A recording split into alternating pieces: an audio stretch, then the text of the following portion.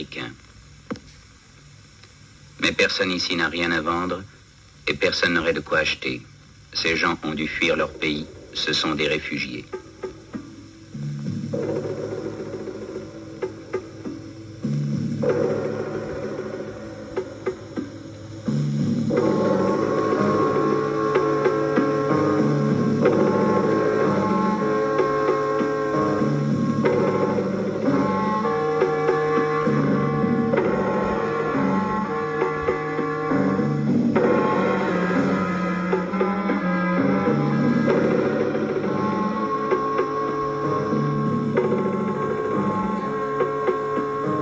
Depuis 1961, des troubles, puis l'accès au Rwanda, ont obligé quelques 120 000 personnes, pour la plupart des Watutsi, à quitter leur pays.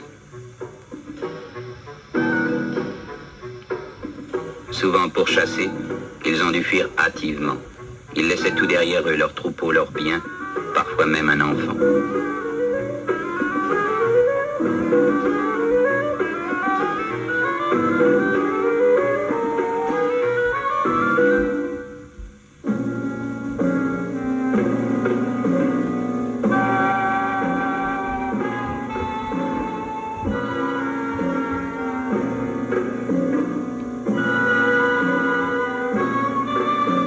Ils se retrouvèrent des dizaines de milliers dans les pays limitrophes, Burundi, Ouganda, Tanganyika et provinces congolaises du Kivu. Ils étaient déracinés, anxieux, à la limite de leur force. Il en mourait jusqu'à 100 par jour.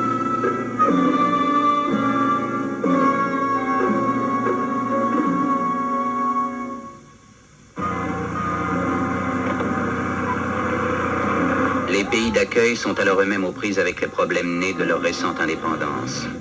Leurs gouvernements font appel à l'aide de la communauté internationale. Dès mars 1962, à la demande et de concert avec le Haut Commissariat des Nations Unies pour les réfugiés, la Ligue des sociétés de la Croix-Rouge accepte de coordonner des programmes de secours. Ainsi débute la phase d'urgence de l'opération. Il faut nourrir, vêtir, abriter, soigner.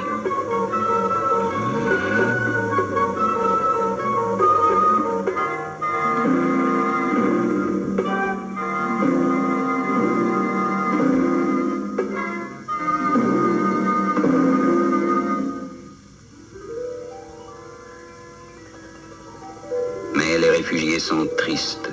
Leurs pensées sont ailleurs. Là-bas, au-delà des collines, il y a le pays de leur enfance, l'odeur familière du troupeau.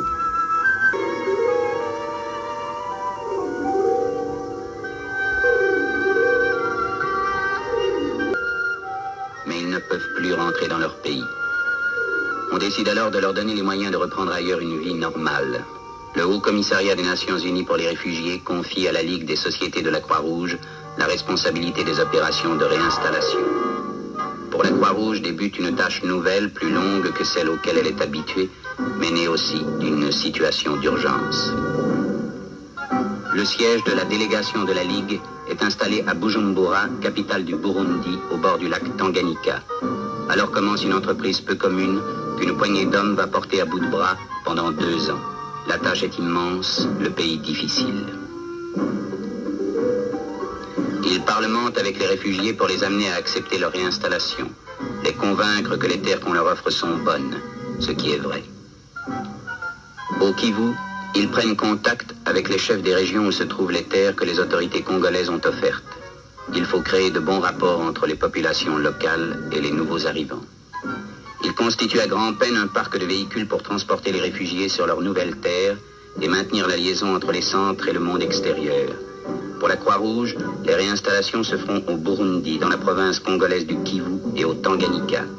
C'est des centres du Kivu central que nous allons vous raconter l'étonnante aventure.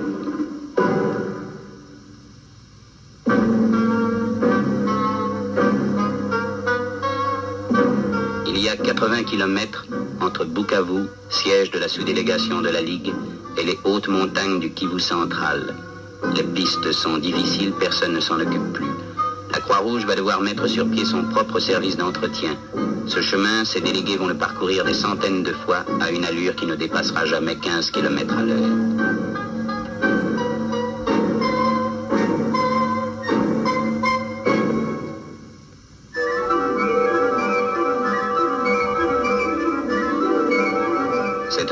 promise, elle est à conquérir sur la forêt qui la recouvre. C'est ici qu'il faut bâtir des villages et gagner des champs cultivables. C'est ici qu'on va transporter camion après camion quelques 30 000 réfugiés.